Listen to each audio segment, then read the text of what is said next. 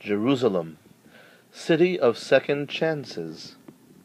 In honor of the 46th year of the reuniting of the city of Yerushalayim, I invite you to spend a few moments understanding how Yerushalayim gives us all a second chance at the things that are most important in life.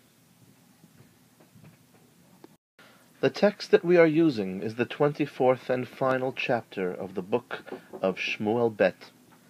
In it, David HaMelech has the unwise idea of counting the Jewish people, despite the counsel of his general Yoav. But after the census is complete, David feels guilty. Vayach leiv David oto, acharechen safar et ha'am.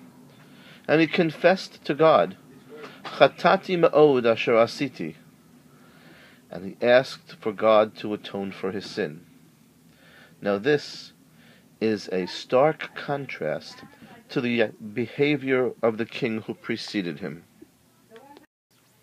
When Shaul HaMelech, King Saul, in the 15th chapter of Shmuel Aleph, had failed to complete the mission he was given against Amalek, he came back and immediately greeted Shmuel Hanavi, Baruch atah Hashem hakimoti et devar Hashem. I am purposely skipping the pasuk that follows in order to go straight to the response that Shaul gives to the challenge of Shmuel. Why have I brought animals and the king of Agag? Me'amaleki hevi'um asher chamal ha'am al meitav hatzon v'habakar lema'an zvoach l'Hashem Elokecha. Oh, that was not me, that was the people, he passes the buck, and it was for the sake of korbanot that we brought this tzon. A lengthy debate ensued, and it took many psukim for Shaul to finally acknowledge his sin. David, in many ways, was chosen as a king because he could correct the deficiencies in Shaul, and here he shows that splendidly, not only not making a mistake, but even when he makes a mistake, he accepts correction from the prophet, and in this parak, he even corrects his own mistake before anybody tells him that he did something wrong. When he requested from God a way of atoning for the sin, Gad Hanavi comes and gives him a choice of 3 punishments: famine, enemies, or pestilence, dever. And some say that he hints to him the one that he should take by ending the pasuk by saying, Tell me what I should tell my master God. Re'ei ma ashiv sholchi davar. Davar, similar to dever. And then, of course, David's response is the opening of Tachanun. Tsar li ma'od niplana v'yad Hashem. Let me choose the punishment that will be in the hand of God. And he uses the word yad specifically. And then Hashem sends the dever. Vayitein Hashem dever b'Yisrael mehaboker v'yad 8 mo'ed. It has a specific time associated with it. And so we have dever and davar, we have yad Hashem, and we have a particular mo'ed, a time associated with it. If those 3 linguistic features sounded familiar to you, well, they should, because in Perek Tet of Sefer Shemot, Makat Dever, we had the exact same language. Hinei Yad Hashem Hoya b'miknecha asher b'sadeh. The Makkah is called Yad Hashem. V'lo yamut mikol levinei Yisrael davar. The term davar is used more than once with respect to dever, and a specific time vayasem Hashem mo'ed lemor.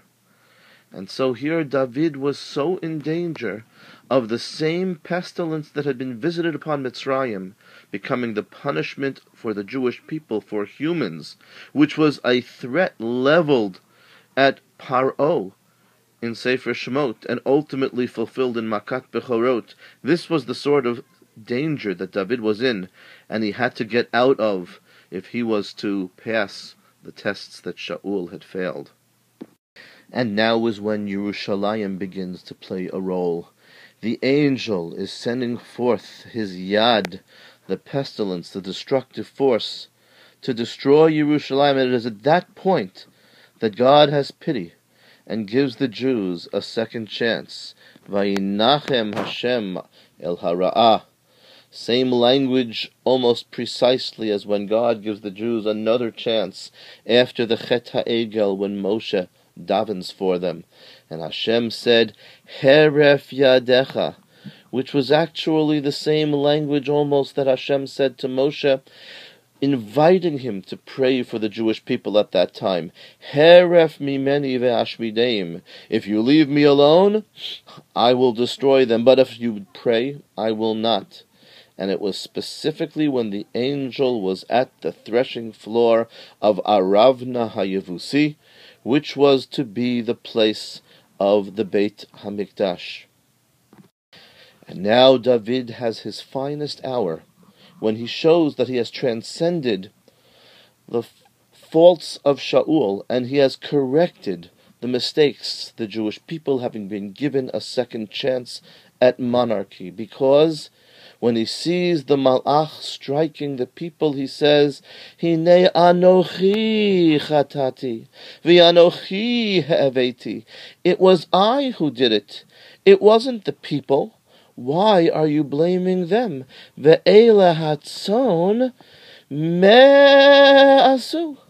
What did these sheep, what did the Jewish people do? Tihina yadecha bi uveveit avi. The plague should strike me, not them. This was the self-sacrifice, the precise opposite of Shaul, who had blamed the Jewish people for his sin. David said, no, it was me and not them. He knew the role of the king was to protect the people and not use them to protect himself and insulate himself from blame.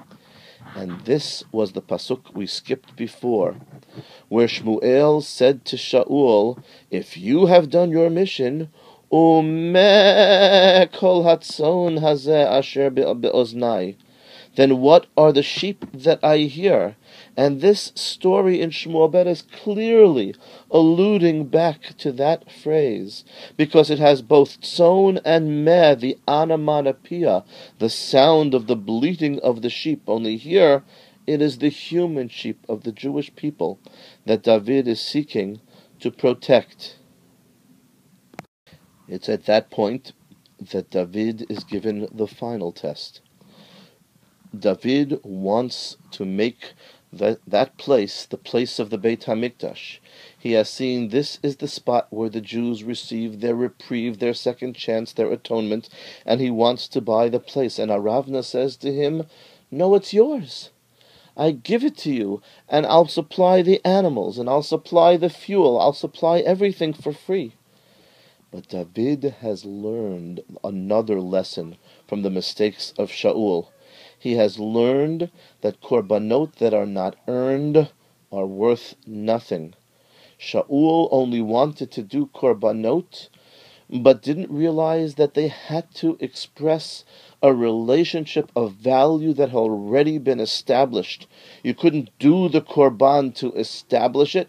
It had to be an expression of a previously existing relationship. Otherwise, free korbanot are worth exactly that, nothing. And he says, I will buy everything, I will pay the price. David is always willing to pay the price and pay it himself. Velo a'alel Hashem Elokai olot chinam. Free korbanot are not for me. And he bought it, and that became the Makom HaMikdash. And this is a fitting end to the book of Shmuel, the book of kingship, the book in which the Jews had an unsuccessful fling with kingship in the days of Shaul HaMelech. but a book which showed us that through the medium of Yerushalayim, the Jews were given a second chance to salvage the dynasty of the house of David. And to us, the reuniting of Yerushalayim 46 years ago means that the second chances are still there. There can be a Churban, there can be a second Churban. The Jewish people can be tossed and buffeted through the currents of history, but Hashem does not forget them, and does not run out of chances, and is there waiting to extend yet one more chance to each Jew individually and to the Jewish people collectively. May this Yom Yerushalaim be the day that we realize the generosity of Hashem, and that we come to deserve it, and that Yerushalayim ultimately be the place that Mashiach comes with the ultimate second chance, with the Geula Hashlema.